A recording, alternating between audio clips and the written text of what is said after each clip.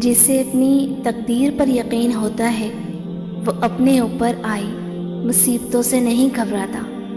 لوگ 1000 منتوں کے بعد بھی نہیں مانتے اور میرا رب ایک سجدے میں مان جاتا ہے۔ مجھے اس سے باتیں کرنا بہت پسند ہے کیونکہ میرا رب مجھے بڑی غور سے بڑی توجہ سے سنتا ہے۔ اے مالک، نہ ہم نے تجھ کو دیکھا ہے نہ ہم کبھی ملے ہیں، پھر یہ کیسا رشتہ ہے کہ درد کیسا بھی ہو یاد تیری ہی آتی ہے۔ سب سے اچھی طلب اللہ کی طلب ہے اور سب سے اچھی یاد اللہ کی یاد ہے۔ رکاوٹوں اور مشکلات کے لیے پریشان مت ہوں کیونکہ ان کے پیچھے بڑی حکمتیں ہوتی ہیں۔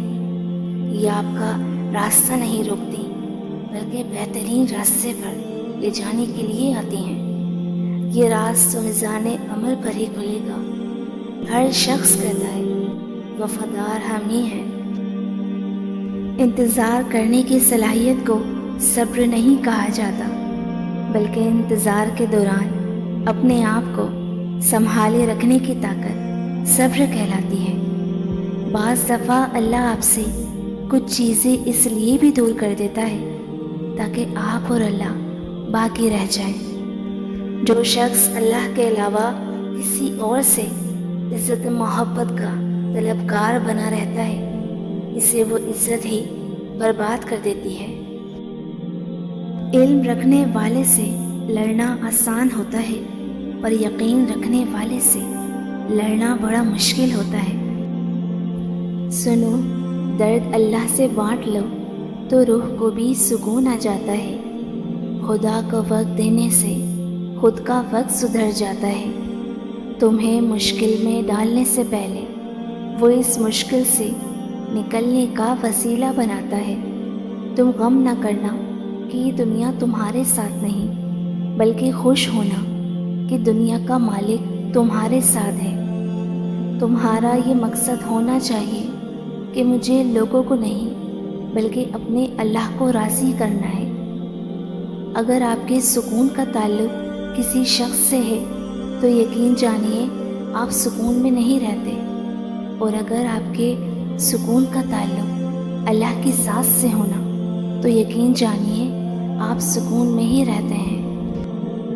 ٹوٹنے کے بعد جو تم میں ہمت آتی ہے نا، وہ دراصل اللہ تمہیں تھام چکا ہوتا ہے۔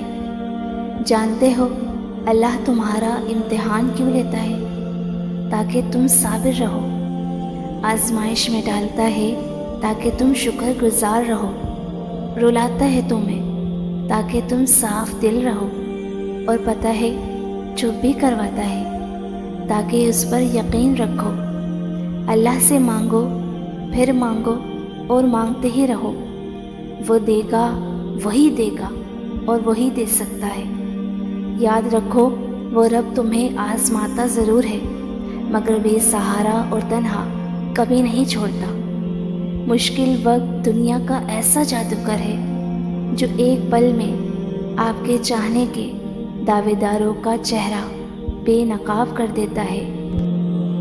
1000 تعلق، 1000 رشتے، مگر اللہ کے سوا میرا اپنا کوئی نہیں۔ پھر میں وہ کرتی گئی جو میرا رب چاہتا ہے، پھر وہ ہوتا گیا جو میں چاہتی گئی۔ فکر نہ کرنا، لوگ بھول جائیں گے مگر اللہ نہیں بھولتا آپ کی نیکی اور نہ ہی لوگوں کی زیادتی، اور بس اللہ ہی جانتا ہے تمہارے صبر کے پیچھے کا دکھ۔ اور اگر تم دل سے اللہ سے مانگو تو اللہ کیسے نہیں رکھے گا تمہارا یہ خوبصورت سا دل۔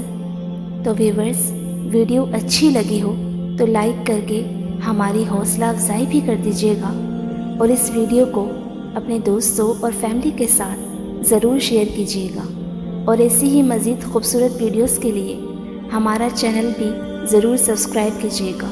جزاک اللہ۔